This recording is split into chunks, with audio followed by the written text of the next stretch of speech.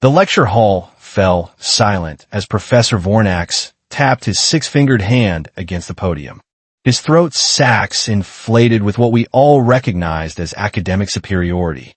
In that, students, concludes our discussion on uninhabitable death worlds, he announced, mandibles clicking in satisfaction. No species, I repeat, no carbon-based life form can possibly survive in 1.0 G environments. The crushing pressure would liquefy organs, collapse skeletal structures, and render any biological entity into, well, soup. I was scribbling notes when I heard it. A cough. Not just any cough, but the distinctly wet, organic sound of someone disagreeing without words. Professor Vorn'ax's eye stalks swiveled toward the back row. Is there a problem, exchange student? Yeah. Actually, came a voice that somehow managed to sound both bored and amused. Quick question, Prof. If nothing survives 1G, then how come I'm not currently a puddle on your floor? The collective gasp from my classmates created enough suction to probably violate several physics laws. I turned to my seat along with everyone else to stare at the creature in the back row. The human, Marcus Ortega. According to the registration files, I'd definitely not been obsessively studying since his arrival last week. He was leaning back in his chair, balancing on two legs in a way that made my equilibrium sensor scream in horror. Those strange, forward-facing predator eyes locked onto our professor with what I was learning to recognize as a smile. Except this wasn't the friendly kind. This was the kind that said he knew something you didn't. I beg your pardon? Vorn'ax's skin flushed purple. You heard me. Marcus stood up, and I swear half the class flinched. He wasn't even that tall by galactic standards, maybe 7 feet in their measuring system, but the way he moved, all coiled energy and contained violence, made him seem much larger. I come from Earth. Standard gravity. 1G. Been living in it my whole life. 23 years and counting. Still remarkably unsouped. Impossible, Vorn'ax peut-être. The homeworld designation in your file must be incorrect. Perhaps you meant 0.1G? Nope.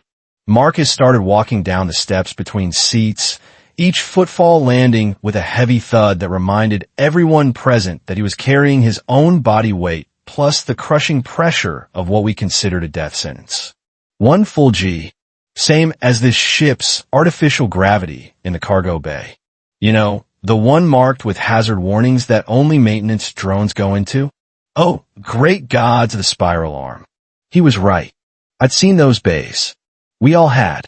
The rotating sections that simulated heavy gravity for testing equipment durability.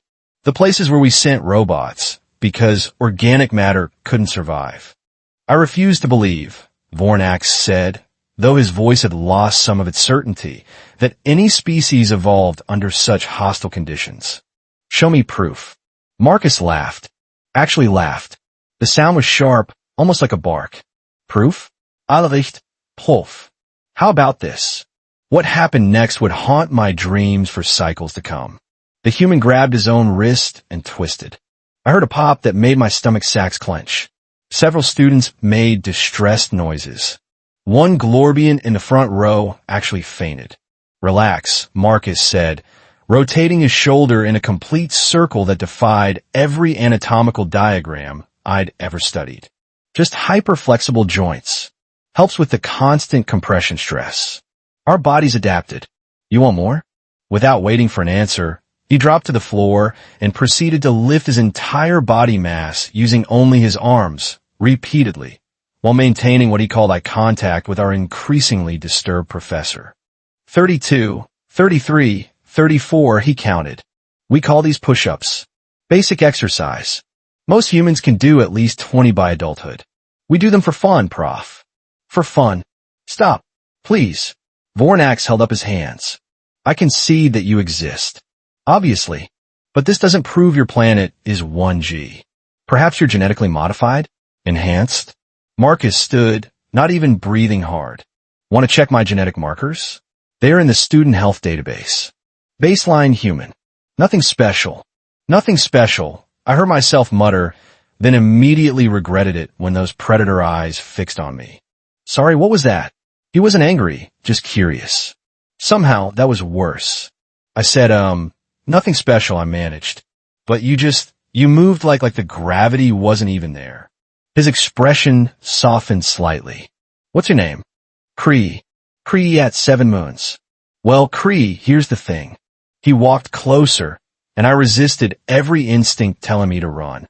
The gravity is absolutely there. I feel every ounce of it. My bones are dense, my muscles are constant compression springs, and my heart has to work 3 times harder than yours just to pump blood to my brain. But yeah, I'm used to it. We all are. Professor Vorn'ax had gone completely silent, which for him was like admitting total defeat. Marcus turned back to address the class. So, anyone else want to tell me what humans supposedly can't do?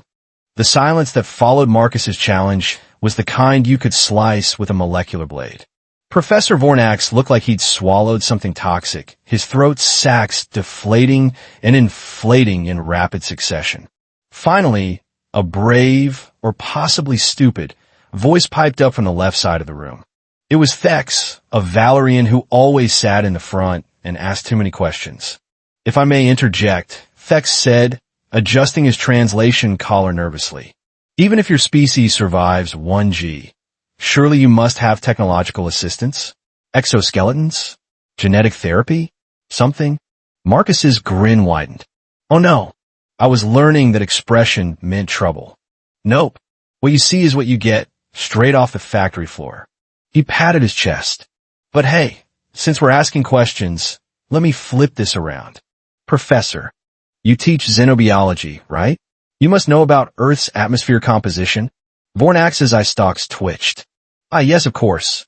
21% oxygen, 78% nitrogen, trace elements. 21%.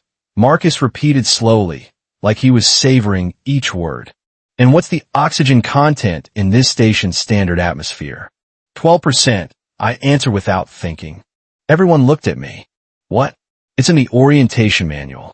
Gold star for Cree, Marcus said, pointing at me. So, doing the math here, I'm currently breathing an atmosphere with almost half the oxygen I'm designed for. Been doing it since I got here. Feeling a bit lightheaded, honestly, but nothing a few weeks of acclimatization won't fix. The Glorbian who'd fainted earlier made a strangled noise and fainted again. But that would mean Thex calculated frantically on his data pad that your blood carries oxygen at concentrations that would be toxic to most species. Your cellular respiration must operate at efficiency levels that border on combustion. Combustion. Not a fun word for it.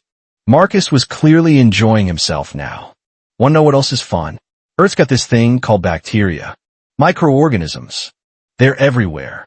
On every surface, in the air, in the water, inside our bodies. Professor Vorn'ax made a choking sound. Inside? You have invasive parasitic infections as a baseline condition.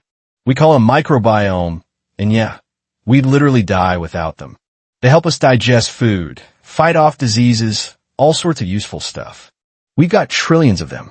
Each of us is basically a walking ecosystem. He paused for effect. Oh, and our planet?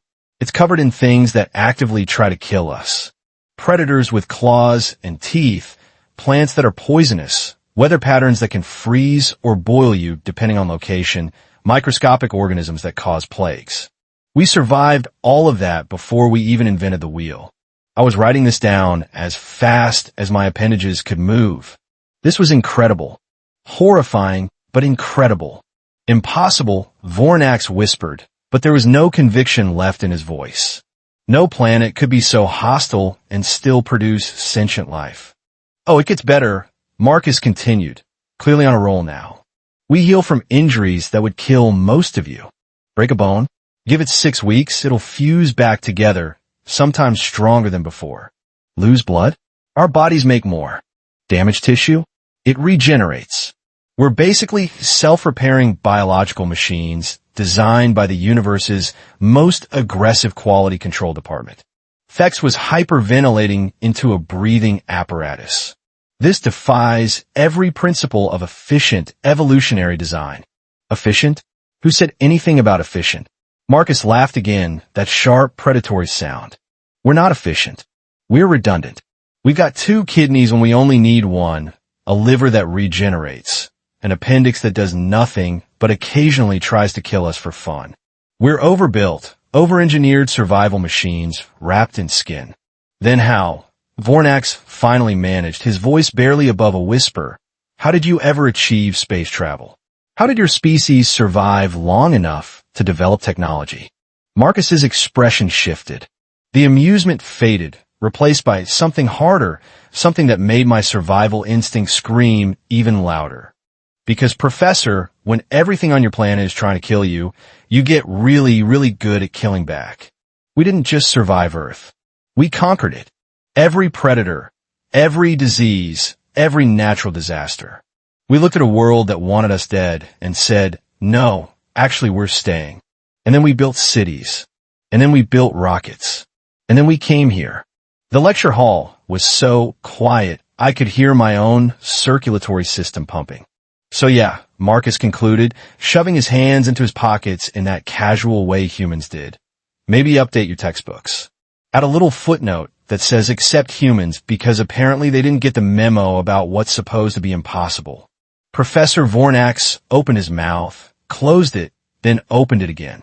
Class dismissed, he finally croaked. Early.